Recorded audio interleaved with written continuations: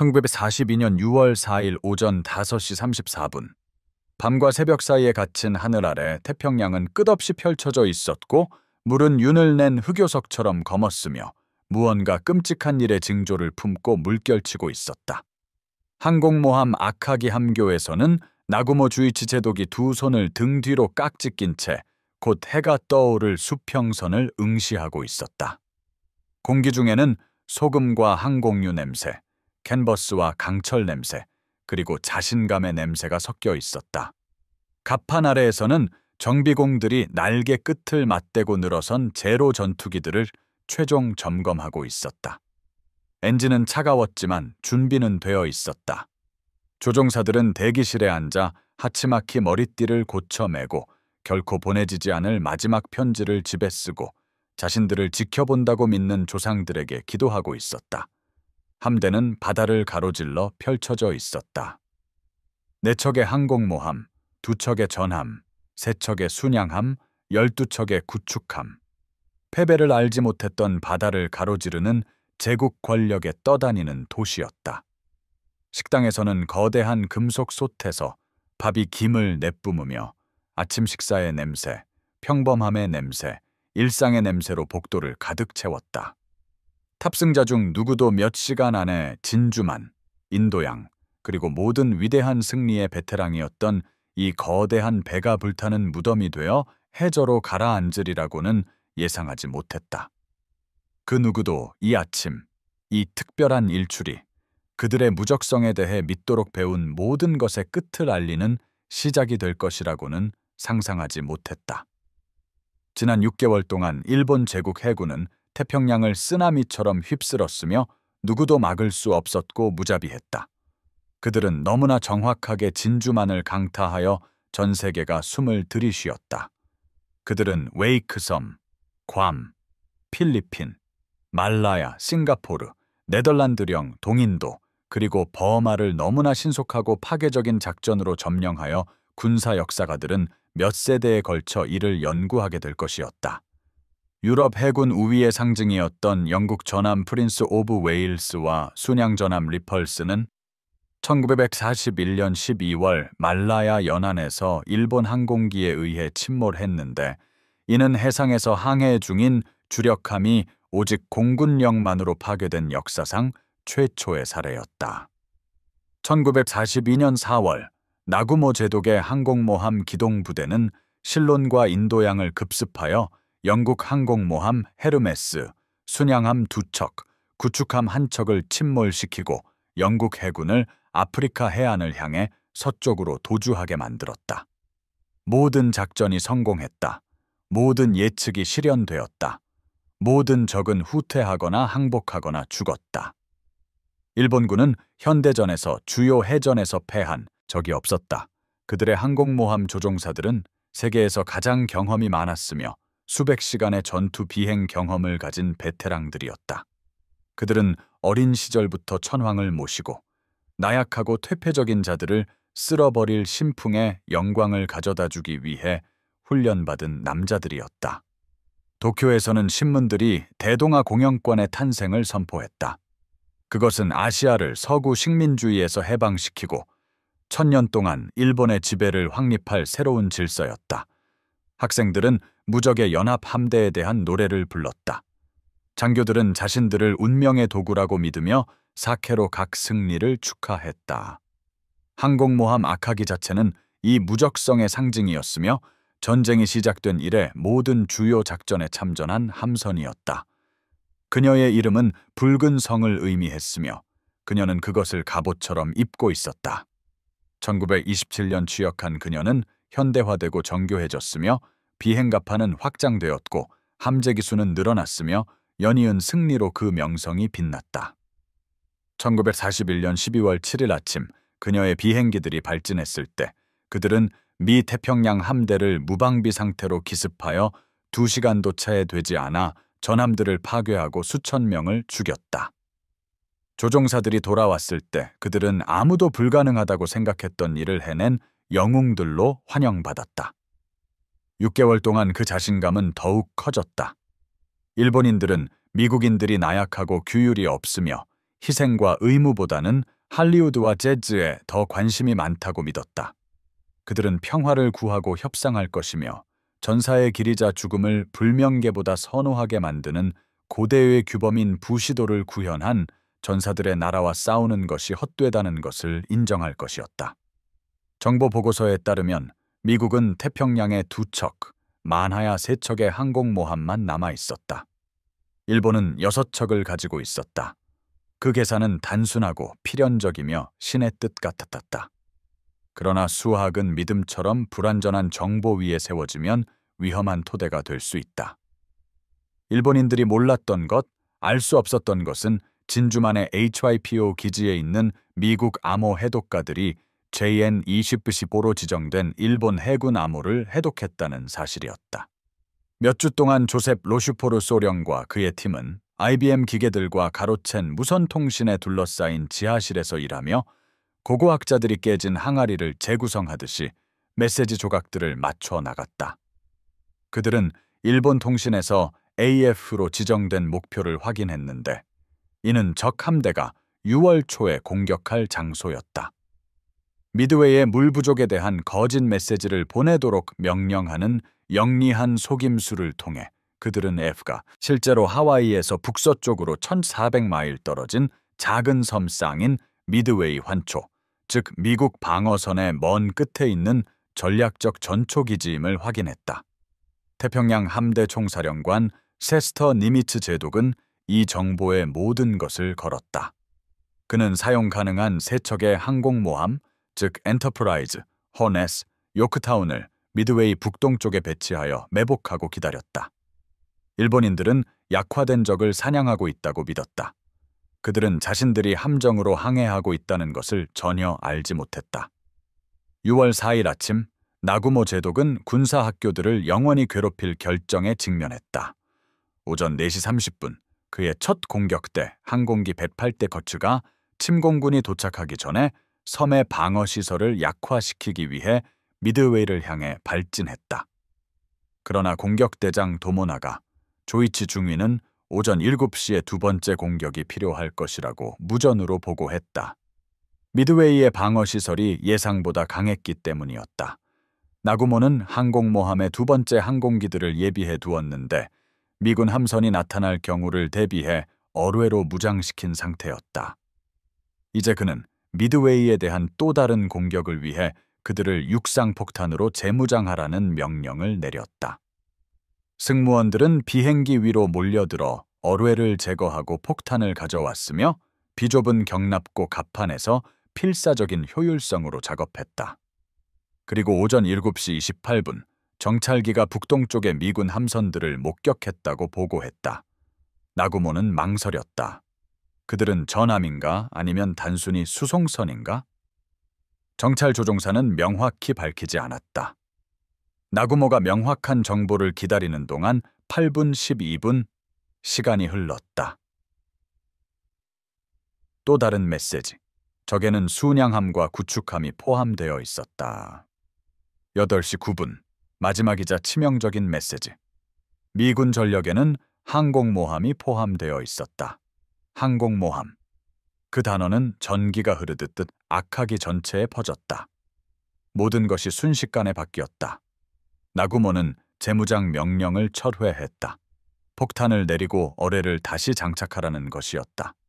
경납고 갑판은 통제된 혼돈 속으로 빠져들었다.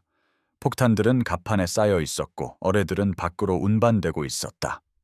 항공유 호스들이 강철 바닥을 가로질러 뱀처럼 뻗어 있었다. 그리고 그때 미드웨이에서 첫 번째 공격대 항공기들이 돌아오기 시작했다. 연료가 부족했고 일부는 손상되어 즉시 착륙해야 했다. 비행갑판은 비워져야 했다. 재무장은 기다려야 했다. 일본 항공모함들은 항공기를 회수하기 위해 바람을 맞으며 방향을 틀었다. 취약하고 노출된 상태로 갑판은 비행기들로 가득했고 경납고 갑판은 무기로 어지러웠으며 승무원들은 지쳐 있었지만 돌아오는 비행기들이 회수되면 미군 항공모함을 향해 파괴적인 공격을 가하고 다른 많은 배들처럼 바다 밑으로 침몰시킬 것이라고 여전히 확신했다. 그들이 몰랐던 것은 바로 그 순간 미군 급강하 폭격기들이 구름 위 높은 곳에서 그들을 찾고 있었다는 사실이다. 미국인들은 그날 아침 일찍 자신들의 공격을 시작했다. 어로의 폭격기들의 비협조적인 공격은 일본 함대를 발견했지만 학살당했다. 느리고 낮게 비행하는 육중한 데바스테이터, 어로의 폭격기 편대가 제로기와 대공포화에 의해 격추되었다. 호넷에서 발진한 어뢰 비행대 8호는 전멸했다. 비행기 15대, 승무원 30명 중 오직 1명만이 살아남았다. 일본 방어병들은 거의 경멸에 가까운 여유로 그들이 다가오는 것을 지켜보았고 하늘에서 곤충을 때려잡듯이 그들을 격추했다. 제로기 조종사들은 미국인들이 용감하지만 어리석다고 생각했다. 구식 비행기와 결함 있는 어뢰를 가지고 항공모함에 몸을 던지고 있었다. 단 하나의 어뢰도 명중하지 못했다. 단 한 척의 항공모함도 손상되지 않았다. 미국인들은 그들의 명성에 걸맞게 행동하고 있었다. 용감할지는 모르나 일본의 기술과 일본 항공기에는 상대가 되지 않았다. 마지막 어로의 폭격기가 불타며 바다로 떨어질 때 제로 전투기들은 고도를 잃고 아래를 주시하며 승리감에 낮게 선회했다. 그들 위 눈에 띄지 않게 엔터프라이즈에서 온 37대의 SBD 돈틀리스, 급강하 폭격기와 요크타운에서 온 17대가 동시에 함대 상공에 도착했다. 조종사들은 폭탄 조준경을 통해 대형을 이루어 항해하는 4척의 항공모함을 내려다보았다. 갑판은 제급유와 재무장 중인 항공기들로 가득했고 그들의 취약성은 극에 달했다. 엔터프라이즈 그룹을 이끌던 웨이드 매클러스키 소령은 나중에 항공모함들이 완벽한 직사각형 대형으로 배열되어 완전히 노출된 푸른 벨벳 천 위의 진주 같았다고 회고했다. 오전 10시 22분 그는 조종관을 앞으로 밀었고 그의 돈틀리스는 70도 각도로 급강하했다. 엔진은 비명을 질렀고 바람은 포효했으며 고도계는 빠르게 풀려나갔고 가가 항공모함은 그의 시야에서 점점 더 커졌다. 그의 뒤를 따라 그의 비행대가 이어졌고 각 비행기는 5마일의 텅 빈 공간을 가로질러 아래로 경사지게 하강했으며 폭탄창 문은 열려 있었고 조종사들은 종단 속도를 향해 속도가 붙으면서 조종장치와 씨름했다. 일본 측 망원경병들은 그들을 마지막 순간에 발견했지만 너무 늦었다. 대공포들이 발포하기 시작했지만 급강하 폭격기들은 이미 너무 가까웠고 너무 빨랐으며 너무 결연했다. 2000피트 상공에서 매클러스키는 그의 1000파운드 폭탄을 투하하고 급격히 기체를 끌어올렸다. 중력 가속도 G-포스 쿨가 그를 좌석에 짓눌렀다. 그의 뒤에서 폭탄은 완벽한 곡선을 그리며 떨어져 가가 함의 중앙부를 강타했다. 나무 비행 갑판을 뚫고 들어가 경납고 갑판에서 폭발했는데 그곳에는 비행기들이 재급유 중이었고 폭탄들이 바닥에 쌓여 있었다. 다음에 일어난 일은 일본인들이 상상할 수 있는 어떤 것보다도 재앙적이었다. 폭탄의 폭발은 항공유에 불을 붙였고 이는 쌓여있던 무기에 불을 붙였으며 연쇄 폭죽처럼 경납고 갑판을 갈라놓는 2차 폭발을 일으켰다. 몇 초 만에 가가는 작동하는 군함에서 지옥불로 변했다. 불길은 엄청난 속도로 번져 연료와 탄약을 먹어치웠고 모든 가연성 물질을 태워 배의 내부를 용광로로 만들었다. 갑판 위에서는 승무원들이 폭발에 날려 바다로 떨어지거나 서 있던 자리에서 소각되었다. 경납고에서는 정비공들과 조종사들이 무슨 일이 일어나는지 이해하기도 전에 사망했다. 거의 동시에 요크타운에서 온 급강하 폭격기들이 소류를 강타하여 3발의 폭탄을 명중시켰고 소류는 가가의 쌍둥이처럼 불타고 폭발하며 죽어갔다. 그리고 몇 초 후 엔터프라이즈에서 온 급강하 폭격기들이 기하 마카기를 찾아내어 그녀의 갑판에 2발의 폭탄을 명중시켰다. 하나는 중앙부 엘리베이터 근처에, 다른 하나는 후미에. 첫 번째 폭탄은 경납고로 뚫고 들어가 재급유 중인 비행기들 사이에서 폭발했다.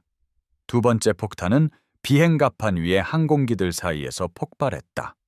몇 분 만에 악하기는 함수부터 한미까지 불길에 휩싸였고 화염은 수백 피트 상공으로 치솟았으며 검은 연기는 장례식 수위처럼 피어올랐다.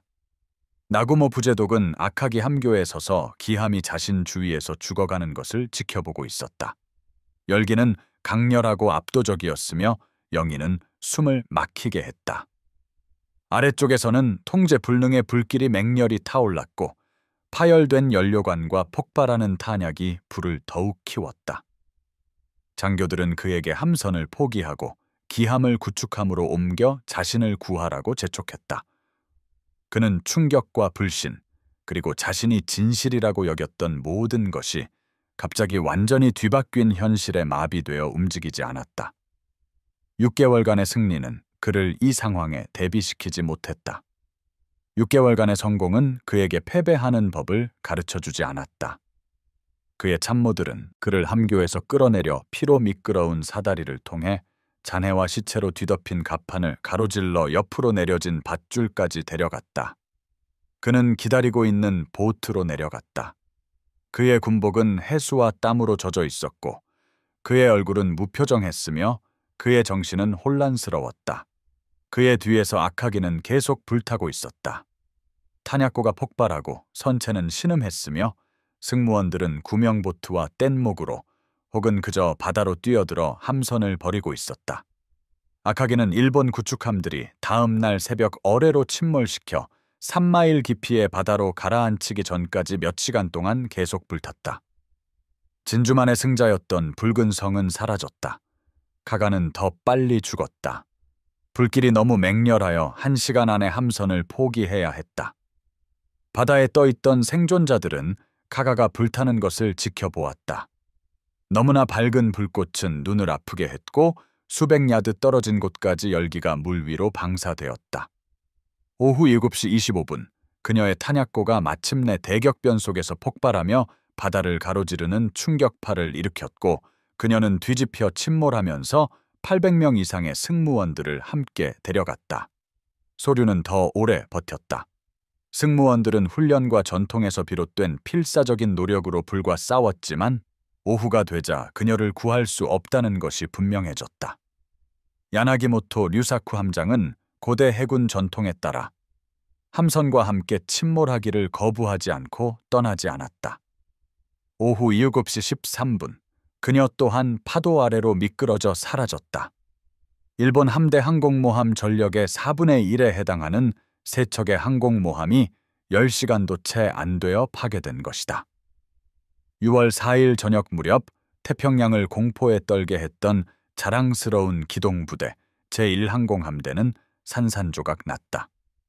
네 번째 항공모함인 히류는 그날 오후 방역을 시도하여 요크타운을 찾아내 심각한 손상을 입혔지만 미군 급강하 폭격기들이 차례로 히류를 발견하고 그녀를 불타고 물 위에서 죽은 상태로 만들었다. 그녀는 다음 날 아침 침몰할 것이었다. 심하게 손상된 미군 항공모함 한 척, 그녀는 나중에 예인 중 일본 잠수함에 의해 침몰될 예정이었다. 과 교환하여 일본은 4척의 함대 항공모함과 대부분의 숙련된 항공모함 조종사들을 잃었다. 이들은 수년간 훈련받았고 대체할 수 없으며 그들의 기술은 대체 불가능한 국가적 자산을 의미했다. 미드웨이에서 사망한 조종사들은 모두 합쳐 수천 시간의 항공모함 작전, 전투 비행, 항해 및 공격 조율 경험을 가지고 있었다. 그들의 대체 인력은 단축된 훈련 프로그램을 통해 급하게 양성되었고 훨씬 적은 경험으로 비행하며 전쟁이 진행될수록 수와 기술이 증가할 미군 조종사들과 맞서게 될 것이었다.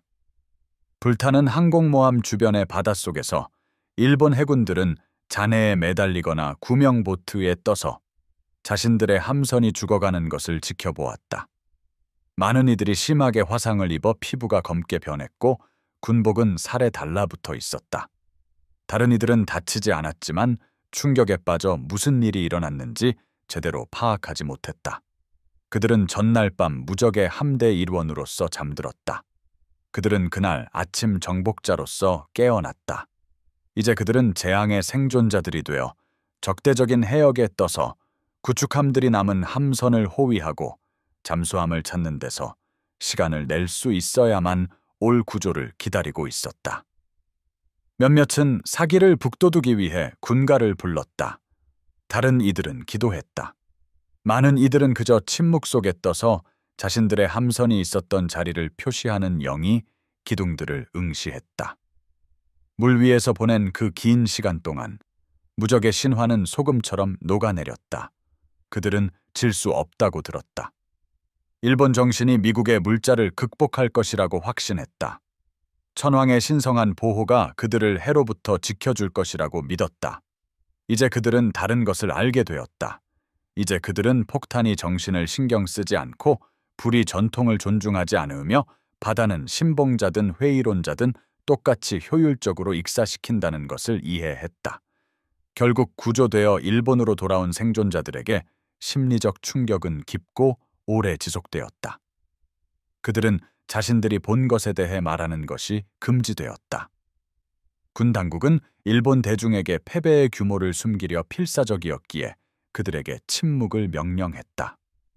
신문들은 미드웨이에서의 대승을 보도하며 미군 항공모함이 침몰하고 일본군이 승리했다고 주장했다.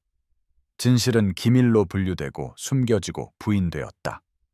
하지만 그곳에 있었던 사람들은 알고 있었다. 그들은 제거하기에는 너무 깊이 박힌 파편처럼 상처처럼 그 지식을 지니고 있었다. 막사와 수송선에서 어둠 속에 속삭이는 대화 속에서 그들은 서로에게 자신들이 목격한 것을 이야기했다. 미군들은 약하지 않다고, 미군들은 규율이 없지 않다고, 미군들은 싸울 수 있다고, 미군들은 이길 수 있다고 말했다. 그리고 아마도 가장 무서운 것은 미군들은 이제 막 시작하고 있었다는 것이었다. 미드웨이 해전은 미국의 기술이나 수적 우위의 결과가 아니었다. 여러 면에서 일본은 더 나은 항공기를 가지고 있었다. 제로 전투기는 미군이 날리는 어떤 비행기보다 기동성이 뛰어났고 케이트 어뢰 폭격기는 데버스테이터보다 더 효과적이었다. 일본은 태평양 전역에서 더 많은 항공모함과 더 숙련된 조종사들을 보유하고 있었다. 그들에게 부족했던 것은 정보라는 의미와 적응이라는 의미 모두에서 지능이었다. 미군 암호 해독가들은 니미츠 제독에게 값으로 매길 수 없는 이점을 제공했다. 그는 일본군이 어디에 있을지, 언제 그곳에 있을지 알고 있었다. 반면 일본 해군 정보부는 요크타운이 한 달 전 산호해 해전에서 침몰했다라고 믿었다. 그들은 요크타운이 진주만에서 기적적으로 72시간 만에 수리되어 자신들에게 다가오고 있다는 사실을 전혀 알지 못했다. 미국의 피해 통제는 우수했다. 이는 현실적인 훈련과 하급 장교들이 상부의 명령을 기다리지 않고 생사를 가르는 결정을 내릴 수 있도록 하는 분산된 권한에서 비롯되었다. 일본의 피해 통제는 경직되고 계층적이며 고위 장교의 명령에 의존했고 일본 함선은 일본의 기술이 그것을 막을 것이기 때문에 결코 심각하게 손상되지 않을 것이라는 가정하에 훈련되었다. 불가능한 일이 일어나 항공모함들이 피격되었을 때 그 교리는 재앙적으로 실패했다. 하지만 아마도 가장 중요한 차이점은 철학적인 것이었다. 1942년 일본군은 정신, 투지, 천황에 대한 헌신이 물질적 불리함을 극복할 것이라는 가정하에 작전했다. 이것은 단순히 선전이 아니었다. 그것은 군사문화, 훈련, 장교들이 부하들을 고무하기 위해 언급했던 사무라이 전통에 깊이 뿌리박혀 있었다. 승리는 의지의 문제였다. 의지가 충분히 강하면 패배는 불가능했다. 이 철학은 만주에서 중국군을 상대로 그리고 종종 지위가 형편없고 사기가 저하된 동남아시아의 식민지군을 상대로 효과가 있었다. 그러나 미드웨이에서 일본군은 물질적 우위와 함께 천황의 신성이 아닌 민주적 이상, 고향과 자유의 수호, 그리고 미국인들은 어떤 적보다도 적응하고 혁신하며 더 많이 생산할 수 있다는 문화적 자신감에 뿌리내린 동등하게 강한 승리 의지를 결합한 적을 만났다. 일본 항공모함을 파괴한 급강하 폭격기 조종사들은 2년 전만 해도 민간인이었던 자원병이자 시민 병사들이었으며 전쟁 후에는 민간인 생활로 돌아갈 사람들이었다. 그들은 지도자를 숭배해서가 아니라 자신들의 대의를 믿었기 때문에 싸웠다. 이 근본적인 차이가 태평양 전쟁을 규정할 것이었다. 일본은 1941년 말과 1942년 초에 수년간 신중하게 비축한 병력과 완벽하게 훈련된 조종사들, 그리고 세심하게 준비된 계획으로 섬나라 제국에서 벗어나 맹렬히 나아갔다.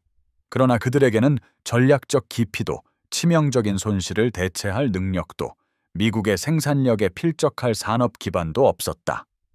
반면 미국은 일단 각성하면 침몰하는 속도보다 더 빨리 함선을 건조하고 전사하는 속도보다 더 빨리 조종사를 훈련시키며 일본이 상상할 수도 없는, 아니 감히 필적할 수도 없는 규모로 자원을 동원할 수 있는 산업 거인이었다.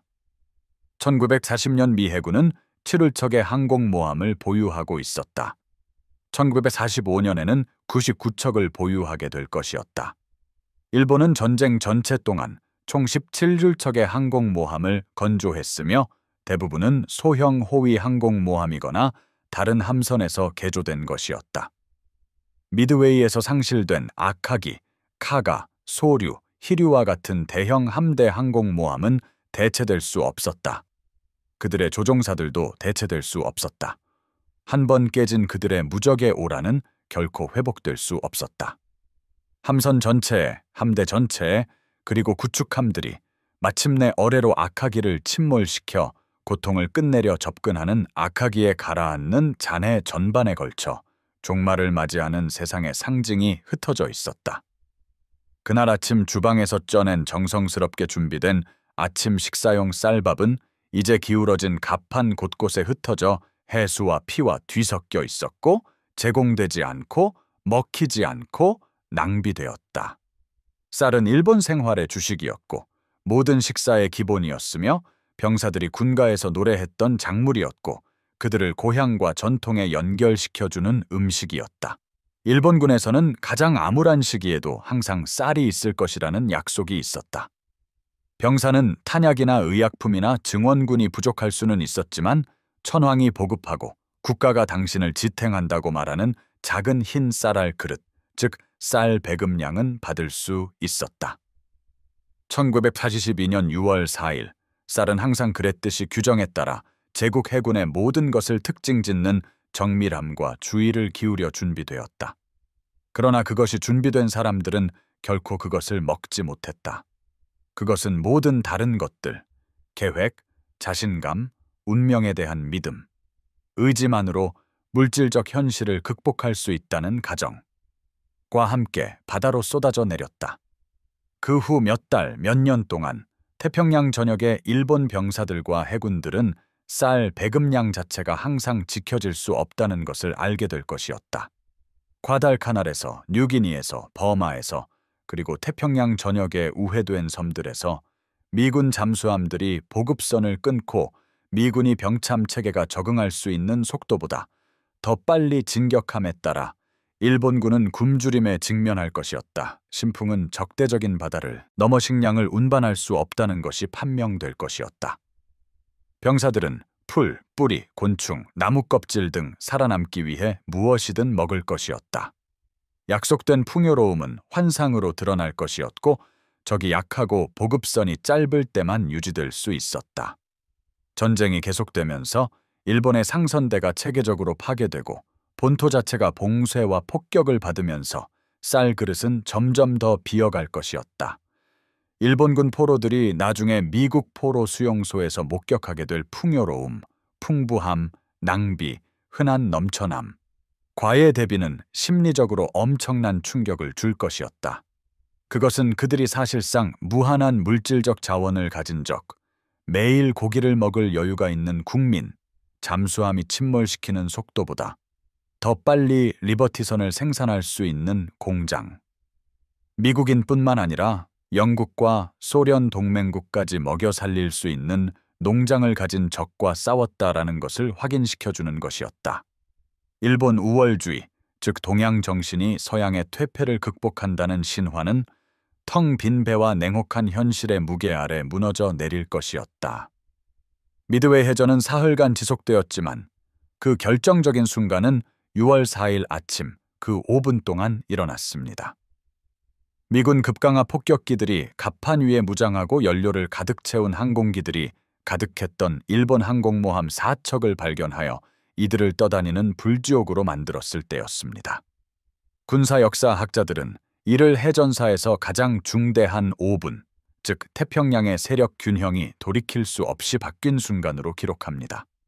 일본에게는 그것이 종말의 시작이었지만 전쟁은 3년 더 이어지며 수십만 명의 추가적인 인명을 앗아갔습니다. 미드웨이 이후 일본은 다시는 대규모 공세작전을 펼치지 못했습니다. 이후의 모든 전투는 방어전이었고 솔로몬 제도에서 필리핀 이오지마, 오키나와에 이르는 수천 마일의 바다를 가로지르는 퇴각전이었습니다. 각각의 방어는 이전보다 더 필사적이었고 각각의 패배는 본토에 한 발짝 더 다가서는 것이었습니다. 미드웨이에서 무적 신화는 무너졌습니다. 그 자리를 대신한 것은 모든 섬, 모든 환초, 모든 영토 1마일마다 미군에게 가능한 한 가장 큰 대가를 치르게 하겠다는 암울한 결의였습니다. 그 비용이 감당할 수 없을 정도로 커져서 미군이 일본 제국의 일부를 남겨주는 평화 협상을 할 것이라는 희망에서였습니다. 그러나 이건 역시 오산이었습니다. 민주주의 국가들이 일단 완전히 동원되고 자신들의 대의 명분에 확신을 갖게 되면 무조건 항복 외에는 어떤 평화도 받아들이지 않을 것이라는 점을 이해하지 못한 것이었습니다.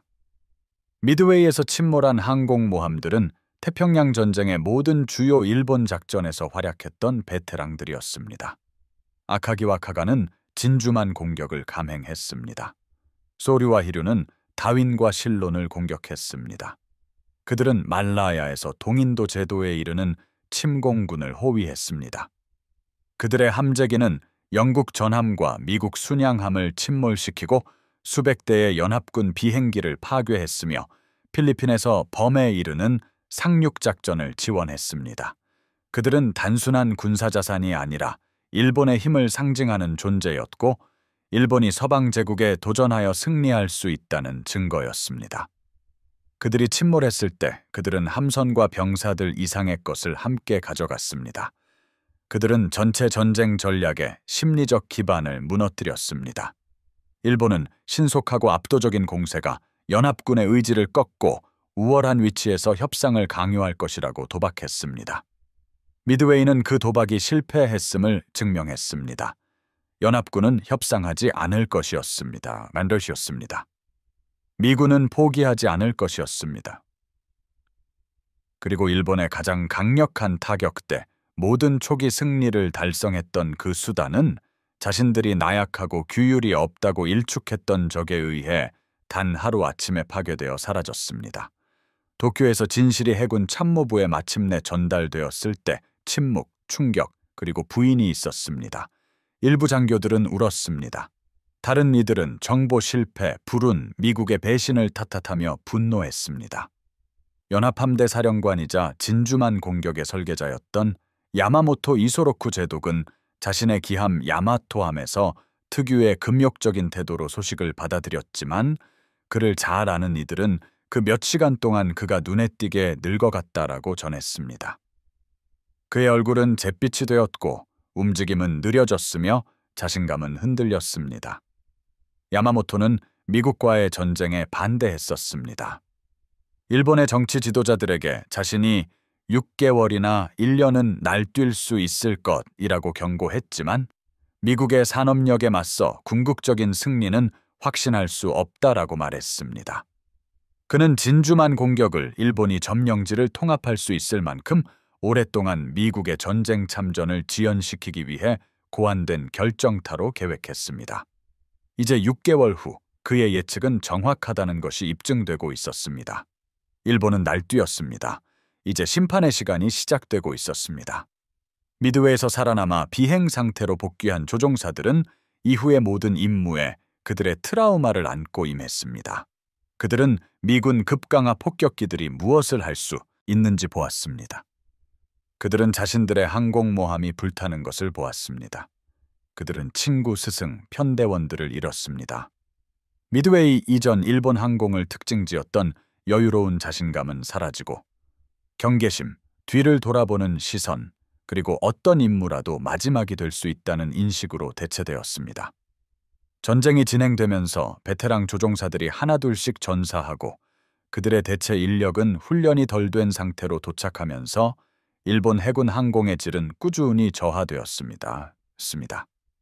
1944년에 이르러 미군 조종사들은 일본군의 저항이 종종 무능했고 적의 편대가 공격에 의해 흩어졌으며 조종사들이 제대로 훈련받지 못하고 협응력이 부족해 보인다고 보고했습니다. 이것이 바로 미드웨이의 긴 그림자였습니다. 경험 많은 항공모함 조종사들의 대체 불가능한 핵심 인력이 전사했던 곳에서 비롯된 것이었습니다. 일본은 새로운 비행기를 만들 수는 있었지만 산업의 한계와 원자재 잠수함 봉쇄를 고려하면 간신히 만들 뿐이었습니다. 경험을 다시 쌓을 수는 없었고 한 세대에 걸쳐 확립된 우수성의 문화를 재창조할 수는 없었으며 수십 년간 훈련하고 솔선수범했던 후치다 미스오나 토모나가 조이치 같은 인물들을 대체할 수 없었습니다. 1944년과 1945년까지 살아남은 미드웨이 참전 용사들은 자신들이 10대들을 훈련시키고 있는 것을 발견했습니다. 면도하기에도 너무 어린 소년들을 돌아오지 못할 임무에 내보내며 몰락을 지켜보며 그것이 되돌릴 수 없음을 알고 있었습니다. 그런데도 무적 신화는 특정 계층에서 계속되었습니다. 선전, 검열, 그리고 현실을 인정하기를 거부함으로써 유지되었습니다. 일본 국민들은 미드웨이에 대한 진실을 결코 듣지 못했습니다. 신문들은 대승을 보도했습니다. 천황은 직접 함대를 축하했습니다. 가족들은 그들의 아들이나 남편이 영광스럽게 전사했다는 통보를 받았지만 그 패배의 재앙적인 본질에 대한 언급은 전혀 없었습니다. 이 체계적인 기만은 전쟁 내내 계속되어 공식적인 서사와 병사 및 수병들이 알고 있던 현실 사이에 괴리를 만들었습니다. 이는 병사들 사이에 냉소주의를 낳았습니다. 그들은 상황이 악화되는 것을 지켜보면서도 승리가 확실하다거나 신풍이 일본을 보호할 것이라거나 미국인의 의지가 꺾일 것이라는 확신을 받았습니다. 일부는 믿었습니다. 다른 이들은 믿음을 잃었지만 의무감, 불명계에 대한 두려움, 전우에 대한 충성심 때문에 계속 싸웠습니다. 그리고 극히 소수의 일부는 위험한 질문을 하기 시작했습니다. 소리내어 말하거나 들릴 수 있는 곳에서가 아니라 그들의 생각 속에서 은밀히 말입니다. 군 지도부가 진실을 말하고 있는지에 대한 질문들, 전쟁에서 이길 수 있는지에 대한 질문들, 이길 수 없는 전쟁을 추구하며 수백만 일본 병사와 민간인의 죽음이 필연적인 항복을 지연시키는 것 이상의 어떤 목적을 가졌는지에 대한 질문들이었습니다. 이러한 질문들은 1945년 8월 히로시마와 나가사키에서 답을 얻게 될 것입니다. 원자폭탄이 미국의 물질적 우위가 더 이상의 저항을 무의미하게 만들 뿐만 아니라 자살 행위로 만드는 수준에 도달했음을 보여주었을 때였습니다. 그러나 그 최종 항복의 씨앗은 미드웨이에서 심어졌습니다. 일본 해군이 패배할 수 있다는 것을 배웠던 곳, 그들의 항공모함이 불탈 수 있다는 것을, 그들의 조종사들이 죽을 수 있다는 것을, 무적이라는 것이 오직 승리에 의해서만 유지되는 환상이며 패배에 의해 즉시 산산조각 난다는 것을 알게 된 곳이었습니다. 미드웨이와 원자폭탄 사이 3년 동안 일본은 점점 더 필사적으로 싸웠습니다. 가미카제 공격을 도입하고 자살적인 최후의 항전을 위해 섬들을 요새화하며 본토 방어를 위해 여성과 아이들을 동원했습니다. 그러나 이것은 패배를 인정하기를 거부하는 패전국의 전술이었고 여전히 끔찍한 상처를 입힐 수 있었지만 자신의 운명을 되돌릴 수는 없었던 죽어가는 거인의 몸부림이었습니다. 결국 미드웨이 해전은 제2차 세계대전에 대한 더 큰 진실, 즉 산업 민주주의와 군국주의적 권위주의 사이의 갈등을 상징하게 되었습니다. 일본은 정신력, 무사도 전통, 그리고 천황에 대한 절대적인 충성심이 물질적 불리함을 극복할 수 있다라고 믿었습니다. 독일은 이념적 순수성, 인종적 우월성, 그리고 정력전이 더 많은 인구와 자원을 가진 국가들을 정복할 수 있다라고 믿었습니다. 양국 모두 준비되지 않은 적들을 상대로 놀라운 초기 승리를 거두었습니다. 양국 모두 초기 성공을 영구적인 우위로 착각했습니다. 양국 모두 민주주의 국가들이 일단 동원되면 생산력에서는 권위주의 국가들을 훨씬 능가하면서도 결단력에서는 그들과 맞먹을 수 있다는 사실을 이해하지 못했습니다. 디트로이트와 피츠버그의 조립 라인, 캔자스의 밀밭, 텍사스, 유전, 캘리포니아의 공장들, 이것들이 바로 전쟁을 승리로 이끈 진정한 무기였습니다. 춤습니다. 민주주의 국가들이 수년간의 전투를 지속하고 손실을 보충하며 혁신하고 적응할 수 있게 해준 물질적 기반이었습니다. 튜만이었습니다. 미드웨이에서 일본 항공모함들을 파괴한 급강하 폭격기들은 노동자들이 임금을 받고 노조를 결성하고 조건이 좋지 않을 때 파업을 하며 여론에 답해야 하는 대통령에게 투표했던 공장들에서 만들어졌습니다. 이 혼란스럽고 비효율적이며 논쟁적인 시스템이 5분 만에 일본 해군력을 무너뜨린 도구들을 생산했습니다. 그 함의는 이를 지켜보는 모든 권위주의 정권에게 심오하고도 두려운 것이었습니다. 오늘날 아카기, 카가, 소류, 히류의 잔해는 깊은 태평양 속에 잠겨 있습니다. 수마일에 걸쳐 해저에 흩어져 있으며 그들의 구조물은 무너지고 부식되었고 한때 자랑스러웠던 선체는 이제 심해 생물들의 서식지가 되었습니다. 탐사대들은 그중 일부를 촬영하여 뒤틀린 금속과 산산조각난 비행 갑판, 재앙의 잔해들을 드러냈습니다. 그들은 수백 명의 병사들이 수면 아래 3마일 깊이의 강철관에 묻혀 있는 전쟁 묘지이자 보호구역입니다. 일본에서는 그들이 희생과 상실의 상징으로 기념관과 박물관에서 기억됩니다. 살아남은 참전 용사들은 매년 모이지만 수십 년이 흐르면서 그 수는 점점 줄어들고 있습니다. 전사한 동지들을 기리고 그들이 겪었던 일을 증언하기 위해서입니다. 일부는 쓰라린 마음으로 전투에 대해 이야기합니다. 정보 실패나 전술적 실수를 피할 수 있었고 결과가 달라질 수도 있었다라고 확신하면서 말입니다. 다른 이들은 체념하며 이야기합니다.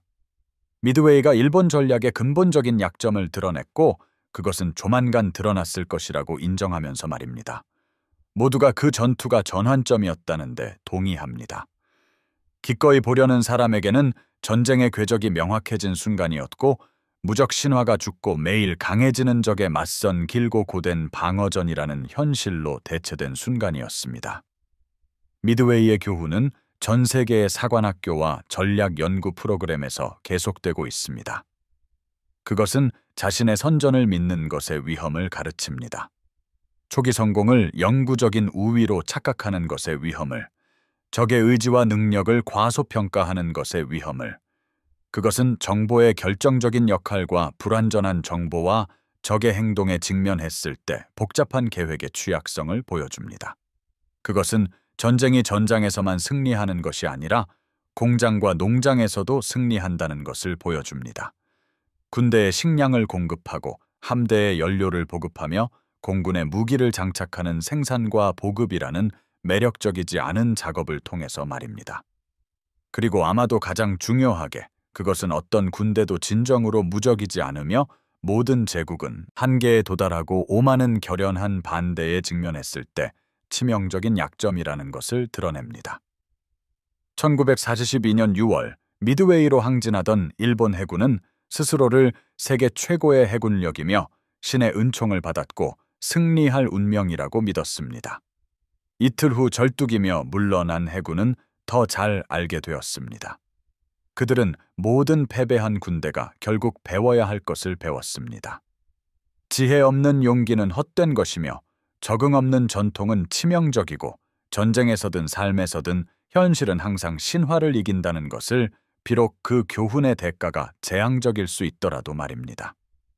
1942년 6월 4일 바다에 쏟아진 쌀은 낭비된 아침 식사 그 이상이었다. 그것은 짠물에 녹아내리는 무적의 약속이었고 깊은 태평양에 수장되는 신의 보호에 대한 가정이었으며 불타는 항공모함들과 함께 가라앉는 제국의 자신감이었다. 그리고 그 자리를 대신하여 연기와 잔해 속에서 솟아오른 것은 전쟁의 남은 기간을 규정할 냉혹한 진실이었다. 일본이 패배시킬 수 없는 무언가를 일깨웠고 대적할 수 없는 힘을 도발했으며 이길 수 없는 전쟁을 시작했다는. 미드웨이에서 전사한 조종사들은 승리를 믿으며 죽음을 맞이했다. 물에 떠서 자신들의 항공모함이 불타는 것을 지켜보던 생존자들이 그 진실을 처음으로 이해했다. 그리고 그 후 3년 동안 수백만 명이 피와 불, 텅 빈 밥그릇으로 사들여지고 불타는 도시들과 가라앉는 배들, 그리고 결코 집으로 돌아오지 못한 아들들로 치러진 똑같은 깨달음에 도달하게 될 터였다.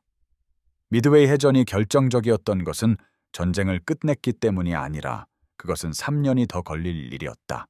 애초에 전쟁을 생각할 수 있게 했던 환상을 종식시켰기 때문이었다. 미드웨이 이후에도 일본은 여전히 싸울 수 있었다. 그러나 더 이상 승리할 수 있다고 믿을 수는 없었다. 그리고 그 차이 속에 모든 것이 달라졌으니 명예로운 투쟁과 무의미한 희생 사이, 그리고 전략적 철수와 피할 수 없는 파멸 사이의 좁은 공간이 바로 그것이었다. 미드웨이에서 침몰한 항공모함들은 그 환상을 바닥으로 가져갔고 그 자리에 솟아오른 것은 신화가 마침내 진실과 충돌할 때 오는 길고 끔찍한 명확함이었으며 진실은 언제나 그래야 하듯이 승리했다.